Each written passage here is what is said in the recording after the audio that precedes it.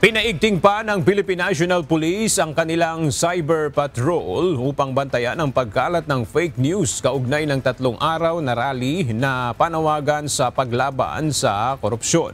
Ayon kay PNP Acting Chief Lieutenant General Jose Melencio Nartates Jr., may ilang content creators na posibleng samantalahin ang sitwasyon upang mag-udyok ng paglabag sa batas o magpakalat ng maling impormasyon.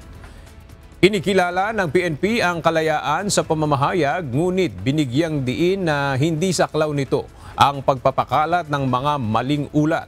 Dahil dito, inatasan na ng PNP ang Anti-Cybercrime Group na magsagawa ng monitoring at legal na aksyon laban sa mga lumalabag. Nanawagan si Nartates sa publiko na maging responsable sa pag-share ng mga post online upang maiwasan ang panic at unnecessary tension sa gitna ng malakihang kilos protesta.